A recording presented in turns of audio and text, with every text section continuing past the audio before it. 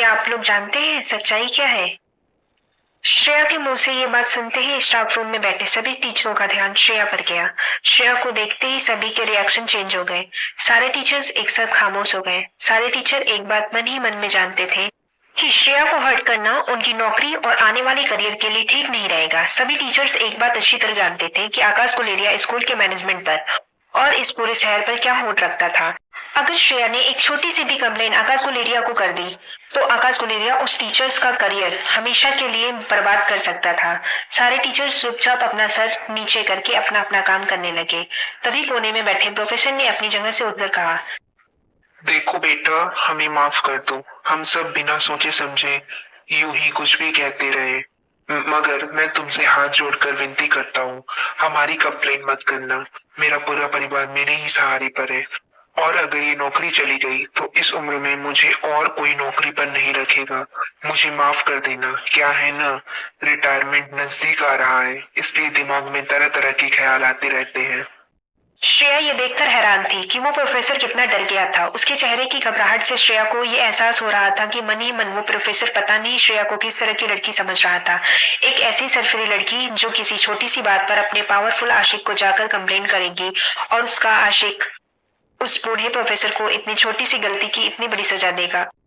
School खत्म होने में 15 मिनट का टाइम बाकी था। श्रेया अपने डांस स्टूडियो में पूरे दिन का काम वाइंड अप कर रही थी। तभी डांस स्टूडियो में स्कूल के प्रिंसिपल ने आकर श्रेया से कहा, हेलो श्रेया, क्या मैं तुम्हें डिस्टर्ब कर रहा हूँ? प्रिंसिपल को इस तरह श्रेया से परमिशन लेते हुए देखकर श्रेया को काफी अजीब लग रहा था।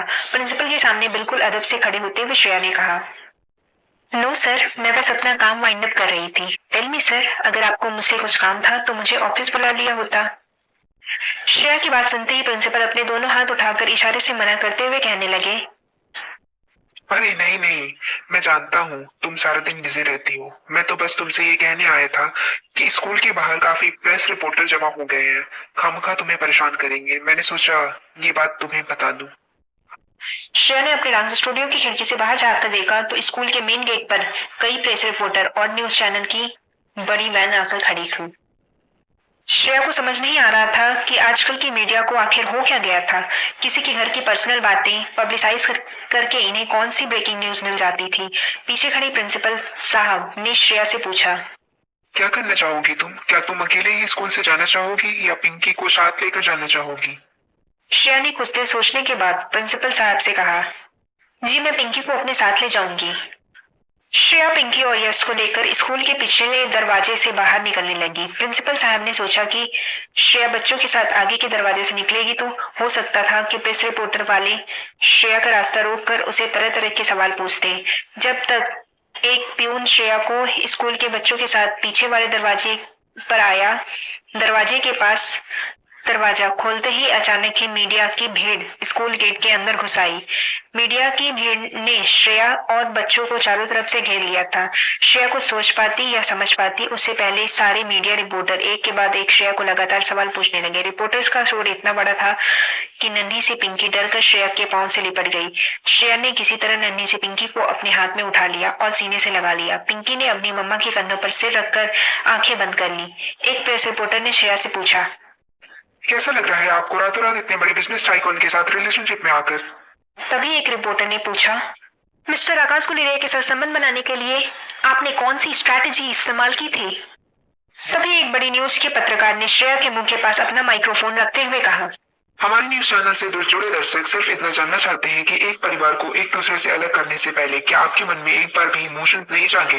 आपने एक छोटी सी बच्ची को अपनी माँ से अलग कर दिया। आज वो माँ इंसाफ पाने के लिए कोर्ट के दरवाजे खटखटा रही है। क्या पैसों की लालच में आप इतनी अंधी हो गई थी कि आपको एक माँ की ममता नजर नहीं आई? अपने ऊपर इस तरह के इल्जाम लगते हुए देखकर श्रेया की आंखों में आंसू आ गए थे। श्रेया सबसे चीख चीख कर कहना चाहती थी कि नताशा पिंकी की मां नहीं थी बल्कि वही पिंकी की बायोलॉजिकल मदर थी जिसे सालों पहले नताशा ने चुरा लिया था। मगर आकाश नहीं चाहता था कि कोई भी सुनवाई होने से पहले लोगों को ये पता चले कि असलियत क्या थे। अगर ऐसा हो गया तो नताशा को कोर्ट में पेश होने से पहले ही देश से बाहर भिजवा दिया जाएगा और शायद नताशा को उसके किए की सजा कभी नहीं मिलती।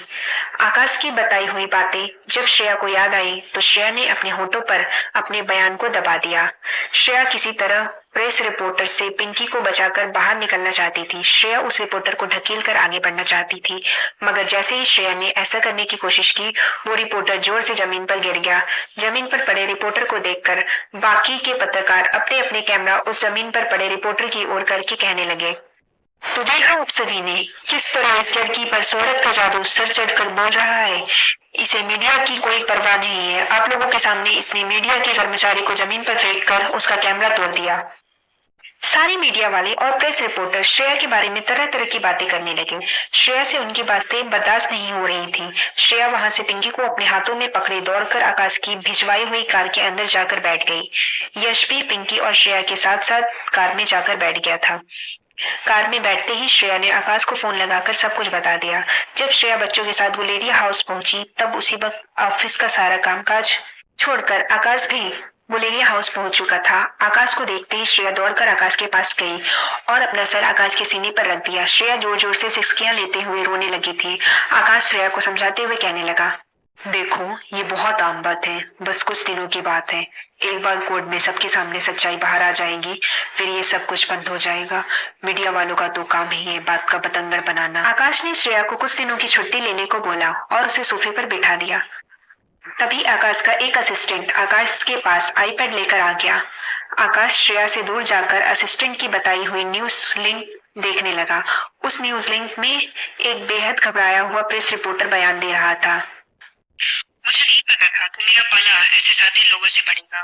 वो लड़की देखने में तो कितनी भोली भाली लगती थी, मगर उसने और उसके साथियों ने मुझे जान से मारने की धमकी दी है। दोस्तों मैं आप सभी से ये कहना चाहता हूँ कि कल अगर किसी नदी नाले में मेरी लाश पुलिस को मिले, तो आप लोग समझ लेना कि लड़की और उसके साथियों ने मुझे मिलकर हत्या कर दिया है। जब आकाश ने उस प्रेस रिपोर्टर का बयान सुना, तो आकाश एक गहरी सोच में डूब गया। आकाश समझ गया था कि नताशा कोर्ट में हियरिंग शुरू होने से पहले ही जज के मन में अपने लिए सिंपैथी पैदा करना चाहती थी और पब्लिक की नजरों में दुखियारी मां बनकर पब्लिक सिंपैथी गेन करना चाहती थी। मगर आकाश को ये समझ नहीं पा रहा था कि इस रिपोर्टर को जो धमकियां मिल गई थी, वो धमकियां उसे कौन दे गया था। क्या कैलाश अधिकारी अभी भी नताशा की मदद कर रहा था? और अगर ऐसा था तो कैलाश अधिकारी ने दोनों के बीच हुए करार को तोड़ा था। रोहित और कैलाश के बीच एक करार हुआ था कि जब तक कोर्ट में केस की सुनवाई पूरी नहीं हो पाती, तब तक कोई अपने पावर का इस्तेमाल नहीं करेंगे। आकाश नहीं चाहता था कि श्रेया अपने बारे में हो रहे ऐसे अश्लील कमेंट को देखे, इसलिए आकाश ने श्रेया का मोबाइल लेकर अपनी जेब में डाल दिया और फिर कंधे का सहारा देकर उसे बेडरूम में ले गया। बेडरूम में रिया और आर्यन पिंकी के साथ खेल रहे थे। आकाश श्रेया को बच्चों के साथ छोड़कर बाहर चला गया। श्रेया देखना चाहती थी कि सोशल मीडिया पर लोग उसके बारे में क्या बातें कर रहे थे, मगर श्रेया ये भी अच्छी तरह जानती थी कि जानबूझकर आकाश श्रेया का फोन अपने साथ लेकर गया था ताकि श्रेया सोशल मीडिया के कमेंट्स न देख सके। श्रेया ने रिया को रिक्वेस्ट करते हुए कहा, रिया क्या तुम थोड़ी देर के लिए अपना टैबलेट दे सकती हो? मासी को एक बहुत जरूरी काम है। इस पर रिया ने आर्यन की तरफ इशारा करते हुए कहा, आप आर्यन का टैबलेट यूज कर सकती हैं। वैसे भी वो सारा दिन टैबलेट पर फिजूल के काम करता रहता है। कभी मैथ्स की प्रॉब्लम सॉल्व करता है तो कभी रीजनिंग के लॉजिकल एग्जाम देता है। आर्यन जानता था कि रोहित वैसे तो आर्यन के साथ काफी स्ट्रिक्ट था, मगर रोहित ने रिया को काफी छूट दे रखी थी। नन्हा सा आर्यन समझता था कि अगर किसी बड़े ने तुमसे कोई चीज मांगी है तो जरूर उन्हें कोई इम्पोर्टेंट काम होगा। इसलिए आर्यन ने अपना टैबलेट श्रेया को ऑफर करते हुए कहा, मासी you can use it. Aryan का टैबलेट हाथों में आते ही श्रेया ने अपने सोशल मीडिया अकाउंट्स पर जाकर कमेंट चेक करना शुरू कर दिया। काफी लोगों ने काफी गिरी हुई कमेंट्स लिखी थी श्रेया के बारे में। श्रेया के बारे में हजारों कमेंट्स पढ़ने के बाद अचानक ही श्रेया की नजर अपने सपोर्टर पर पड़ी। उसने लिखा था, श्रेया कभी ऐसा नहीं कर सकती। She was and she will always be innocent. Shreya ये जानकर हैरान हो गई थी कि जिस लड़की ने श्रेया के सपोर्ट में ये बात लिखी थी वो सिंगिंग सेंसेशन कृष्णा था। श्रेया ये देखकर हैरान थी कि इतना बड़ा सुपरस्टार श्रेया के सपोर्ट में लोगों के अगेंस्ट जाकर श्रेया के सपोर्ट में